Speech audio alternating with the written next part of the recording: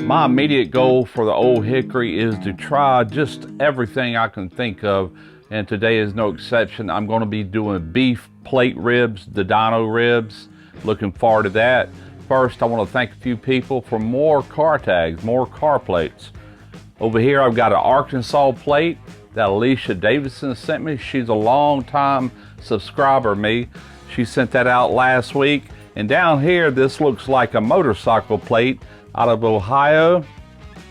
And I have another one right here from the same guy, and his name is Ryan Marty. Thank you both for sending these plates out. Very much appreciated. So I actually got started on these beef ribs last night. It had about a 1/4 inch to 3/8 of an inch fat cap on it. And on beef ribs, I remove all the fat off the top of them. The reason I do that, first off, it's got plenty of intramuscular fat to give it the fat that you want for those juicy ribs. I'll show you that later on. But the main reason I do it is because under a lot of that fat, that narrow fat, is silver skin. And you can't get to the silver skin without removing the fat. You don't want to leave that silver skin on there. It's like a rubber band. You know, it's very tough, it's very stringy, so slide your knife under it and just cut it off of there. And one of the key reasons I remove that fat cap is because I want to develop a bark on the actual meat, not the fat cap. Now last night, I did do a salt brine, and what I used on that is not just a regular salt. This is actually a black garlic salt. It smells incredible. It's gonna add a lot of umami to these ribs, if though they're not good enough on their own. So let's get them out here and I'll show you the ribs and we'll go from there. You can obviously see how dark that is, and that's from using this black garlic salt. That is made from Fire and Water Cooking. That's Darren Wilson. He also has a YouTube channel you can check out. Now, his rubs and sauces, he's got a variety of them, really good products. They are available on his website as well as Amazon.com. I'll have links in the description on that if you're interested. Now, the only thing I need to do now is I'm going to put not just a binder on beef ribs and brisket. What I do is I use 50% yellow mustard, 50% Worcestershire sauce. I combine the two together. So not only does it provide me a little bit of a adhesive for the black pepper I'm getting ready to put on here, but the main reason I'm using this mustard Worcestershire combination and why I use it is that it is an acid. It gives it that acid pop that it needs to go along with the salt, the seasoning, and the flavor to complete it. You really should be using some sort of acid in everything you cook to really balance it out and round it off. All right, so from here I'm gonna take my pepper cannon. This thing is a beast, and we're just gonna start applying black pepper. This is also a combination of white peppercorns as well as some Szechuan peppercorns. So I'm not doing anything to the bottom. The bottom is just membrane and bones. That's nothing but bone and membrane. No seasoning is going to penetrate that. Now I do leave the membrane on beef ribs because when they start getting tender, they love to fall off these bones, and I want to try to hold them in place the best I can. That's looking pretty good to me. I'm gonna go ahead and put my ThermoPro temp spike in here just to monitor it. Just give me a ballpark idea. There we go, right about there. Looking good. They just allow me to monitor it to know when I'm getting in the ballpark, and then from there we'll start probing for tenderness. Now this thermometer, like I said, is made by ThermoPro. If you're interested in this thermometer, any of their instant reads, any of their wire thermometers, check out my link in the description box because you can get some really good discounts and save yourself some substantial money on all of these instruments here. Check it out, ThermoPro is in the description box.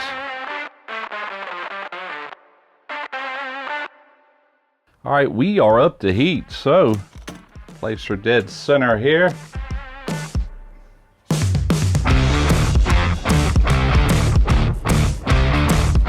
All right, we've been going about 2 hours, 15 minutes, something like that. We're just gonna take a quick look and see if we need to spritz. Looks like we do. All right, so let's just go ahead and pull this out to where we can get to it a little bit easier. I'm spritzing with water, apple cider vinegar. Now I'm reading about 155 in this thermo spike. Reading about the same on the instant read. So about 155. I'm not going by temperature on this. I'm gonna go by probe tenderness, but I can tell you that these begin to get tender to my liking around 205 to 210 degrees, something like that Fahrenheit. We are maintaining 250 degrees. We have been going 4.5 hours. Take a look. What I want to do at this point is go ahead and remove this. Let's go ahead and take that out. I don't need that anymore. That was just kind of to monitor where we're at. Let's take it over here. Place it right here. Just for kicks and grins, let's just see what the instant read's reading. Getting a nice bark on there. 163, 164, somewhere in that range. Let's give it a good spritz. Definitely getting a good bark on it. We're starting to get some pull back as well. But I want to speed this cook up, and the way I do that is I'll wrap it in butcher paper to start with. Now we got some foil. We're gonna wrap this really tight. Still meat side up and back on the pit. All right, so we don't need any more smoke. So whatever wood is in here, we'll just let it burn out, and we'll just let the heat from this, which is this Ole Hickory, the way I got it set right now is running propane gas and real wood logs, and it works beautiful. All right, we have been going like 6 hours and 45 minutes. And since you seen me last, I took them out of the wrap just so I could kind of dry that surface back off, because it'll really get your surface and everything wet. Let's just do some probing here and see how tender we are. Oh yeah, perfect. Nice. I like some texture to them. I like them to slice good and clean, but still be tender to eat. So let me get these off of here. All right, so let's slice into these and see what we got.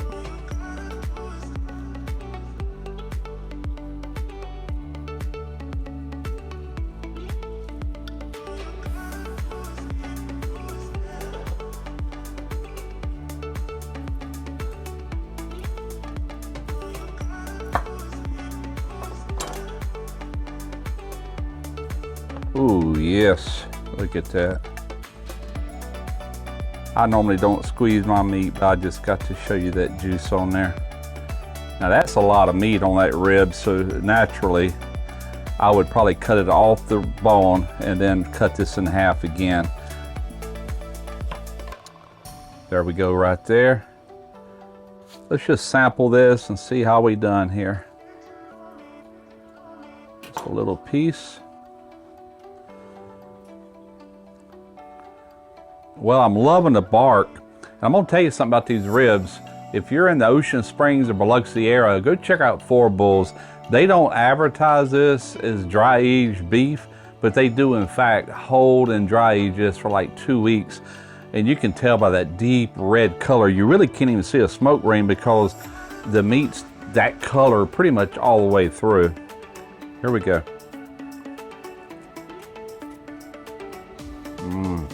Oh man, fantastic. I'm gonna tell you, that salt brine I did with that black garlic, it is all the way through on this meat. You can taste it, it's seasoned perfectly. Anytime you're doing thick cuts of meat, brisket, ribs, whatever, I highly recommend you do like a salt brine for at least 24 hours. Let that salt really penetrate all the way through. Makes it excellent. Hope y'all enjoyed this video. Hey, it's time for people to start firing up these grills and smokers. We do it year round, but a lot of folks up north aren't able to, but you are now or will be soon. So get ready, fire you up some beef ribs and get them done. I'm Russ Jones with Smoky Ribs Barbecue.